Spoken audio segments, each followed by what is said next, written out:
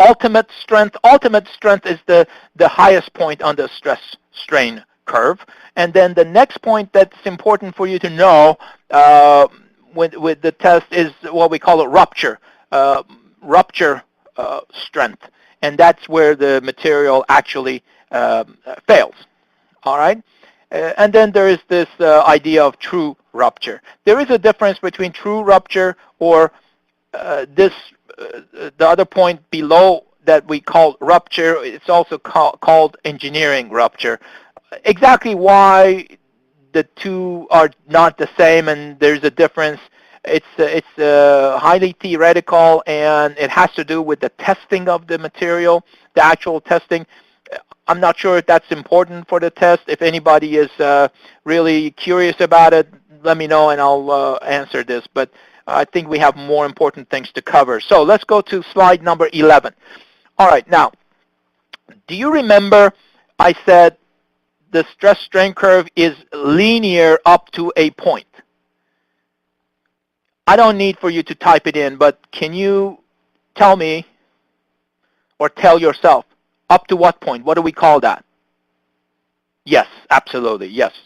Kevin, actually Kevin is saying proportional limit. Yeah, he's right. But anyway, and Matthew also. So up to the proportional limit, this is stress strain, are proportional. Okay, so it's linear. Now, pay attention. If it's linear, then that means the slope is constant. So the slope of the stress strain curve is constant up to the proportional limit. Tell me, how do we calculate or how do we identify the slope of a line? You got it, rise over run. So rise in this case is delta y divided by delta x, rise over run. But look, y is stress, we talked about that, and x is strain. Therefore, the slope of the linear portion can be expressed as sigma over epsilon. Of course, it's delta sigma over delta epsilon, but it's y over x and it's sigma over epsilon. Now, this slope is very important quantity, and we use the capital letter E to identify it. All right? So E is the slope of the linear portion. Who can tell me what does E called? What's the name for E? Let's see. Okay. Modulus of elasticity, and also some of you are saying Young's modulus. Amanda is saying Young's modulus. That's correct. Donald is just using the word elasticity. I think, Donald, I would like for you to say modulus of elasticity, all right? Not just the word elasticity. Because if elasticity is one of the choices, if you pick that one word only, even though you know the idea, you have the idea, it would be wrong. So it's absolutely, many of you are answering modulus of elasticity. And Matthew is saying just the word modulus. No, don't just use the word modulus. Modulus of elasticity or Young's modulus. All right, okay, now, let's move on. I need for you to pay attention to this equation that I have here. This is simply cross multiplication of the equation we just developed together. But take a look at it this way. Sigma is equal to E times epsilon. Sigma is stress, E, modulus of elasticity, and epsilon is, you got it, strain. That equation, that simple equation is called Hooke's law. That's called Hooke's law. Now, I want to tell you something that's very important. Many equations that we use in design of structures, whether it's steel or concrete, the design equations that we use are based on Hooke's law. They're developed based on Hooke's law. So I ask you a question. What is the limitation of Hooke's law? And what's the limitation of any equation that's developed based on Hooke's law? And Matthew is asking me, is Hooke's law only valid within the proportional limit? Absolutely, Matthew. Yes. Hooke's law is only valid within the proportional limit. And basically what Matthew is asking me is the answer to my question. Because, now, please pay attention. Since Hooke's law has this limitation, it's only valid within the proportional limit, and we should really call it within the elastic limit. Remember I told you proportional limit and elastic limit, practically we use the same value. So Hooke's law is only valid for elastic behavior. All right? And I've explained why. So, Arash, you're correct. Any equation, any design equation that's developed based on Hooke's law has a limitation, and that limitation is that it's only applicable to elastic behavior or elastic design. Let's move on. For the exam, there are certain terminology I want you to learn. All right? The first one is called modulus of resilience. Modulus of resilience, I'm depicting, or I'm showing it to you in curve A. Modulus of resilience is simply the area under the curve, the area under the stress-strain curve up to the yield point. All right? That's simple as that. Modulus of resilience is equal to the area under the stress-strain curve up to the yield point. Another words, or another way of explaining it, it is the amount of energy that it takes to bring a material to yield. Okay, now the next definition I want you to pay attention to is, here it says toughness, but please do me a favor. This is curve B. Add the word modulus of to it. So it should say modulus of toughness. And modulus of toughness simply is the area under the stress-strain curve all the way to the point of fracture. All right?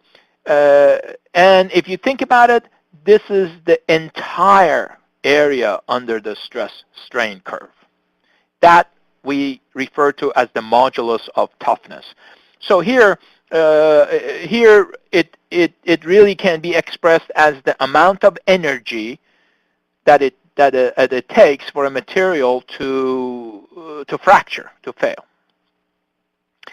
And one other thing I will tell you, I'm not sure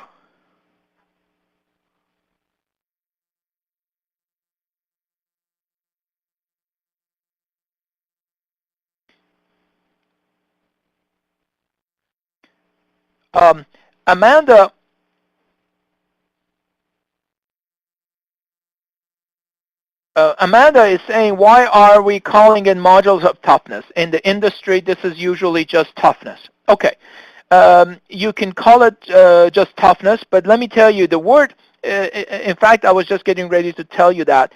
Why is it we always, all of you are engineers, and at some point you've heard modulus of elasticity, you've heard of modulus of resilience, now I'm saying modulus of toughness, and Young's modulus, and all of these other things that we refer to as modulus of something. Why do we say that? Where does the word modulus come from? Does anybody know that?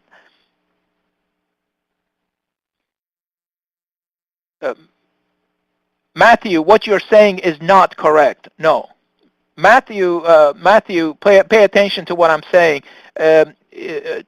Modulus of toughness, or toughness, is the area under the curve all the way to fracture, not ultimate strength, all the way to fracture. Okay. Okay, Helen says modulus is a number like an index. Well, let me tell you guys, I'm not sure, this probably will not be on the test, but I will tell you, the word modulus is a Latin word. Modulus is a Latin word which means measure, measure of. So when we say modulus of elasticity, really what we are saying is measure of elasticity. And when we say modulus of toughness, it's measure of toughness of the material. Modulus of elasticity is the measure of resilience. And sometimes people have asked me, they say, well, if that's the case, why don't we just say measure of resilience or measure of elasticity? Well, you know what? If we say it that way, any commoner will understand what we're talking about. So we have to have our engineering lingo, and as you know, we just use the word modulus. All right, very good. Let's take a look here. This is also specifically in the NCEES documents. They talk about offset method. So let me explain. It's not any difficult concept. Let me explain to you what it is. We talk about 0.2% offset. Why are we concerned about it? Well, you know, certain materials, when we develop their stress-strain curve, they do not exhibit a well-defined yield point. In other words, remember I showed you the stress-strain curve for a ductile material, for a typical steel, the one that we just looked at just a few minutes ago. When you see that double kink and you could draw the horizontal line, you know, you have a pretty good idea where the material will yield. However, certain types of materials, which we will call brittle materials, concrete is an example of that. When you draw the stress-strain curve, you don't get a well-defined yield point. So it's difficult to identify where it yields. However, structural engineers need to have a value so they can use as the yield stress in their calculations. So for materials that do not exhibit a well-defined yield stress, this is what we do. We use the 0.2% offset method. And to do it, we just simply take the stress-strain curve and literally we measure 0.2%. Don't get confused because some people say, this is 0.2% of what? Well, it's not 0.2% of anything. It is just the 0.2% point, which means you literally just measure 0.002. Did everybody get that? It's 0.002. And that we call the 0.2% offset. So on the x-axis, from the origin, you measure 0.002. You mark it. And then you draw a line. You see this dashed line? You draw a line that is parallel to the initial part of the stress-strain curve. All right? And then the location, the point where that dotted line crosses the curve, we call that the 0.2% offset. All right? Now, there is another method that sometimes you use. It is called, pay attention to the terminology. This is called extension method. And with the extension method, by definition, we measure 0.5% extension. So literally, you measure 0.005, but with this method, what you do is you just draw a line straight up, vertical. And wherever that connects with the stress-strain curve, we call that 0.5% extension yield strength. This is standardized. An engineer in Kansas City, she would come up with the same value as an engineer in Shanghai, China. All right?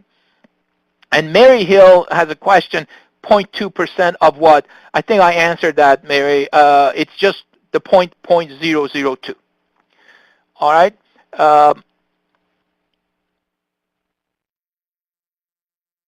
oh, Brian is saying, will those two methods give you the same yield strength? The answer